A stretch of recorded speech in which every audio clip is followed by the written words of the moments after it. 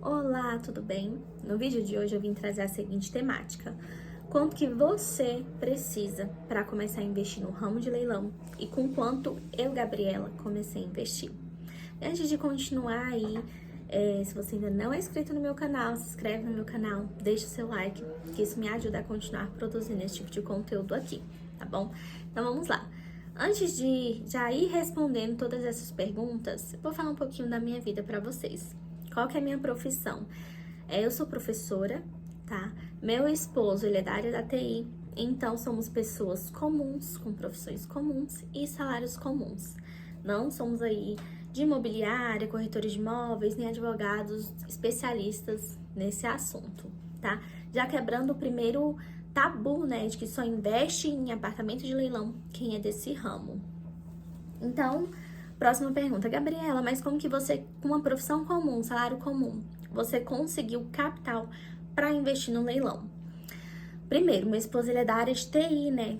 Então, teve uma época que ele estava com um provedor de internet, estava indo muito bem, porém na minha região começou a chegar diversos outros provedores ainda maiores. E aí, a gente foi perdendo cliente, e antes de nós chegarmos ao nível de que teríamos que fechar, a gente achou melhor vender enquanto tinha pessoa querendo comprar o provedor. Então a gente fez a venda desse provedor de internet. Aí nós também tínhamos um carro, que era o Onix, a gente também vendeu esse carro e estávamos procurando algo que nós pudéssemos investir, porque a gente não queria ter uma única fonte de renda, no caso as nossas profissões. Então, a gente conseguiu vender esse provedor, conseguiu vender o carro, conseguimos aí levantar um capital. A gente começou a pesquisar sobre o ramo imobiliário, né, imóveis de leilão, e aí a gente estudou muito antes de fazer a primeira arrematação, estudou bastante mesmo para não ter erro, sabe? Então, isso foi essencial. E aí, nós arrematamos o nosso primeiro imóvel por R$60.000, que foi o valor que nós conseguimos ali com a venda do provedor, a venda do carro. Então, foi isso, tá? Gabriela, então eu vou precisar de R$60.000, eu vou precisar vender meu carro, vou precisar vender minha casa, caso eu queira investir no ramo de leilão? Não, gente, eu também não tô aconselhando ninguém a fazer isso, tá?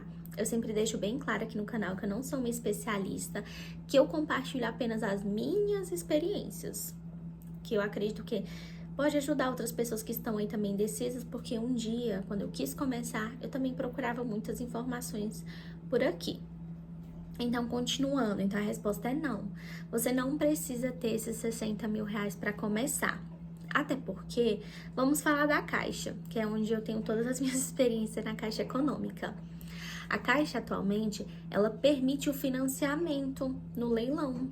Sim, isso mesmo. A Caixa permite o financiamento do imóvel do leilão. Gabriela, mas eu tenho que dar 20% de entrada, 80% de entrada? Negativo, gente. Tem imóveis que ela pede somente 5% de entrada no financiamento. Olha só que oportunidade, né? Então, é isso. Ela permite aí entrada de 5% do valor. Então, você não vai precisar ter 60 mil, ter 100 mil, tá? Você só precisa ter 5% do valor de entrada. Feito isso, quais dicas que eu dou pra você que tá querendo aí começar nesse ramo? Gente, estuda muito bem, tá? Eu sou considerada investidora conservadora. Então, se você, assim como eu, você vai ter muito medo de perder dinheiro, né? Você vai analisar muito bem o mercado, que foi isso que eu fiz. Então, estuda muito como que funciona esse mercado. Caso você já esteja pensando em fazer a sua primeira arrematação pela Caixa Econômica Federal, quais dicas que eu dou pra você? Estude muito sobre as modalidades de leilão da Caixa. Eu já vou fazer um vídeo futuramente, né, falando sobre as modalidades, mas já tenho vários aqui disponíveis. Vocês podem estar pesquisando que tem toda a explicação. Então, pesquisem muito sobre as modalidades de leilão. Por quê? Porque cada modalidade traz ali as suas características. Tem modalidade que você não tem que pagar somente o valor da arrematação. Como assim, Gabriela? Sim, tem modalidade que, além de você pagar o valor da arrematação, você tem que pagar o valor do leiloeiro, tá? Tem modalidade que não precisa, que é o caso da venda direta online, que é a minha queridinha. eu sempre gosto de indicar que comprem pela venda direta online, porque você não vai ter ali concorrência, você não vai ter o valor do leiloeiro, é mais tranquilo. Mas tem modalidades que sim, você tem que pagar o valor do leiloeiro. Então, primeira coisa, estudem as modalidades de leilão, tá? Próxima coisa, o maior erro que eu vejo aí é a ausência da análise do edital. Como assim?